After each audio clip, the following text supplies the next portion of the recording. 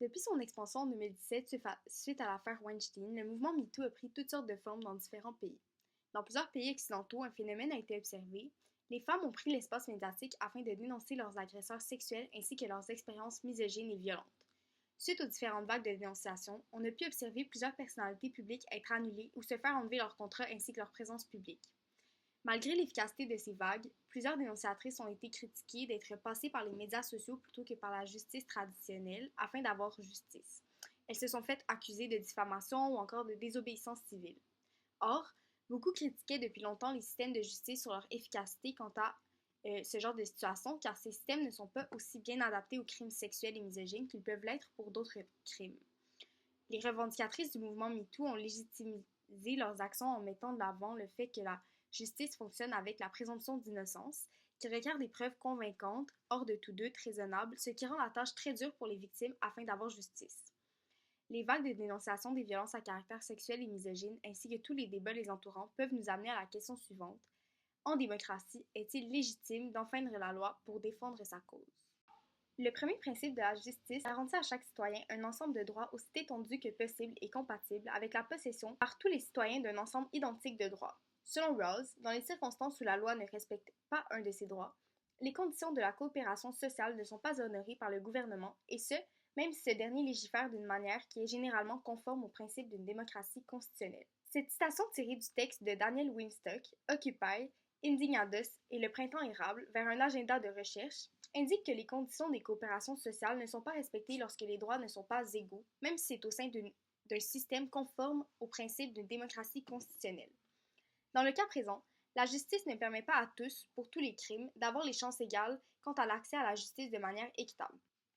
Dans le texte de Kessel, crise de légitimation et délibération, ce que le cas MeToo québécois nous apprend de la légitimité et ses dynamiques, on voit que traditionnellement, les crimes en matière de violence conjugale et misogyne sont sujets de la sphère privée et souvent tabous aux yeux des principaux pouvoirs en place.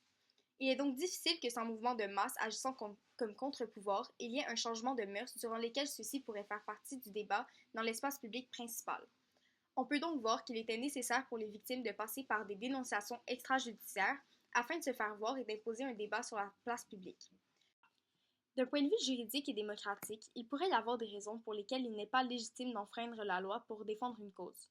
Dans le texte de Daniel Winstock, Occupy, Indignados et Le Printemps érable vers un agenda de recherche, il est indiqué que selon Eslon, le défi serait de trouver des normes auxquelles auraient à se conformer les citoyens qui se livrent à des actions susceptibles de déranger l'ordre établi.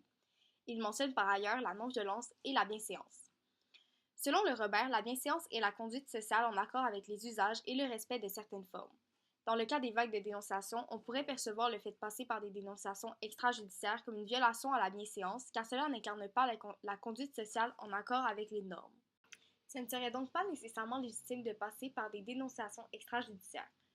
De plus, Eslon estime également que les personnes prenant part à une désobéissance devraient exprimer explicitement leur intention d'agir avant de le faire, afin de négocier des conditions de civilité plus étroites.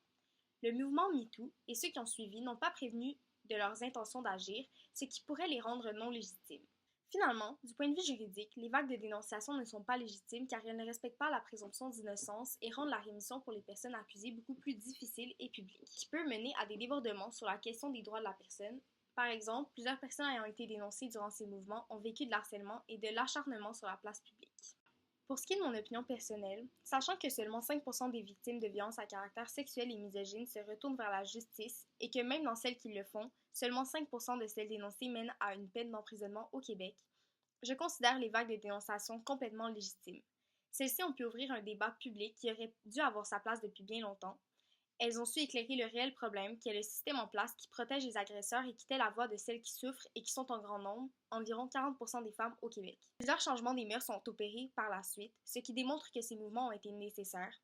Par exemple, au Québec, le Gala de récompense cinématographique a vu son nom changer car il portait auparavant le nom d'un cinéaste ayant agressé des personnes. C'est un exemple parmi tant d'autres, mais il illustre que certains agents influents ont voulu démontrer que leur tolérance changeait face à l'acceptation de certains comportements. Même s'il reste encore tant de route à faire, le mouvement MeToo et les autres ayant suivi ont démontré l'importance des discours contre-publics allant à l'encontre des lois et des normes dans les démocraties.